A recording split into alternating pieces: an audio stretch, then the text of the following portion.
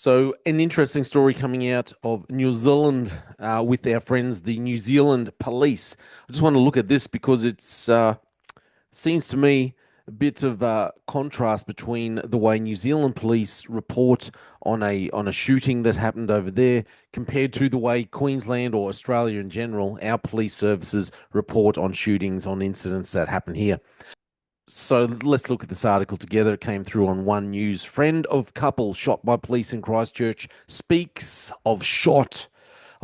Sorry. A woman has died, man critically injured in a police shooting in Christchurch overnight. In an update shortly after midday, Canterbury District Commander, Superintendent Tony Hill, said the man was now in a stable condition in hospital. Police did not believe his injuries to be life-threatening. Hill said police were called to a residential address in Clyde Road, how do you pronounce that? Bryndwr, weird spelling.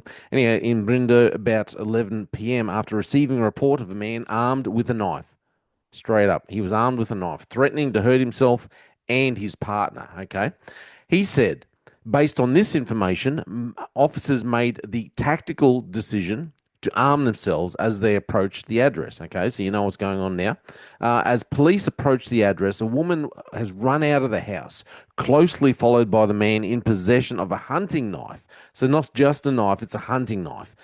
Police believed the woman was at risk of imminent serious harm and fired a single shot which hit the man.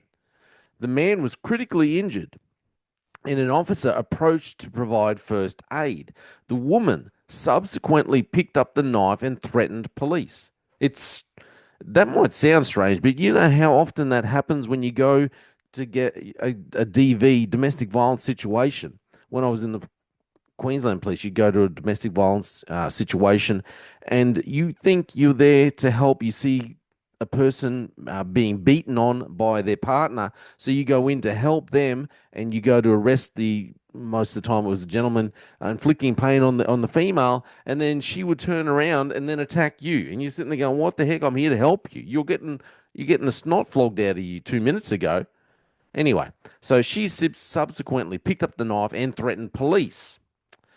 Despite an appeal for her to put down the weapon, she has advanced on police, brandishing the knife. A second shot was fired, hitting the woman, Hill said. He said both shots were fired by the same officer using a rifle. Wow, okay. Officers immediately provided medical assistance. However, she died at the scene. The injured man was transported to the hospital. Hill said support was in place for the 10 officers who were at the scene. Drawing a firearm is one of the last things that a police officer wants to do. It was likely mostly one of the most significant decisions they may have to make in their career.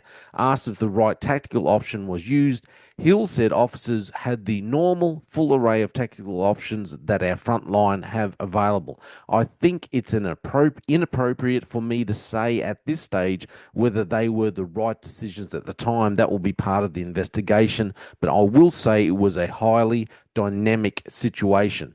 Asked if it was standard practice for police to be armed in this situation, Hill said decisions about arming when going to jobs is case by case and based on the threat that was there at the time. He said his thoughts were both with the family of those shot and with the police involved. A critical incident investigation into the incident was underway, and the incident was also being referred to the Independent Police Conduct Authority, as is standard for any incident involving police shooting. This chap here, if you're watching this on video, Nathan Light, he's a friend of the family, a friend of this couple. He said he's known the couple for more than 2 years, and they both had battled with addiction.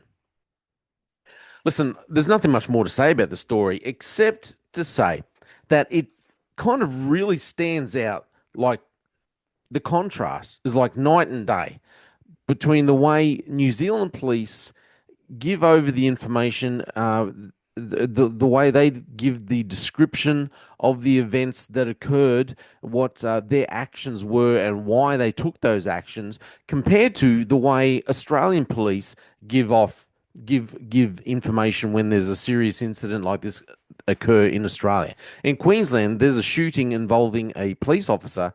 It's always draped in secrecy. It's not transparent. They've give very limited information. A lot of the time they won't tell you. They'll just say the offender was armed. They won't tell you anything specific about it. It's just, well, officers had no choice. There's nothing else to it. It's going to be investigated by ESU ethical standard, ESC ethical standards. But don't ask us too many questions. We're not going to give you very much information at all. But we want to tell you, as always, that we're open and transparent. But we're not going to be open and transparent. But just trust us. Whereas you read this report, it's only just happened yesterday. They give a lot of it's actually like they're just reading the police report of actually what happened. So you walk away feeling a lot more confident that police have behaved in an easily justifiable manner, in a lawful manner. Okay, they've only taken this decision to use lethal force because they were forced into. You're not just left guessing. Oh, they were armed. What were they armed with? Did they really have to do this? Did they, they were confronted with this? Did they really have to do it? Was there left no choice? You sit there going, oh, okay, he's come out with a hunting knife. She's turned around. She's attacked. She's been warned. She's told, put down the knife, stop coming towards us, that she's left them with no choice. It seems fairly cut and dry. Obviously, they're going to investigate it more thoroughly. But at least they're a lot more open and transparent when they're reporting to reporters and letting the public know exactly what happened. This is the kind of openness and transparency that Queensland Police and the rest of the Australian police services should be doing.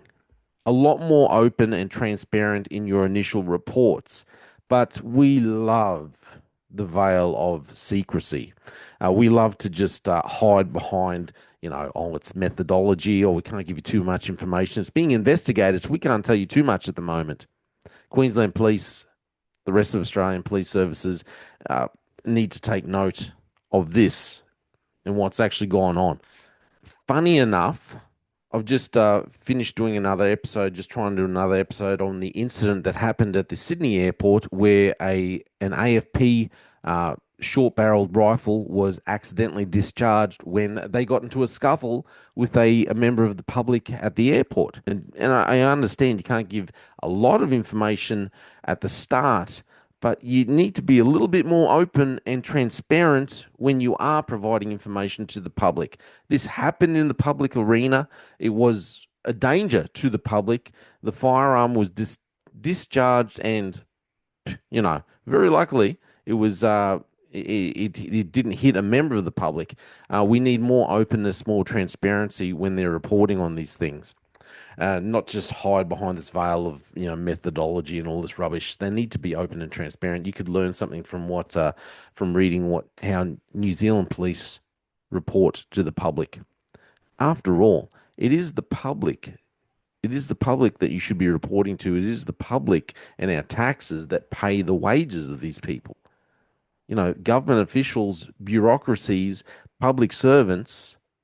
It's government. It's tax money that pays their wages. So they need to be more open, more transparent when reporting on these things, letting us know what's happened, how it's happened, why it's happened. Anyway, this is all my opinion. Let me know what you think. Do you think New Zealand have done a better job than Australian police when they're reporting on this? This is all my opinion. Let me know. Thanks for listening.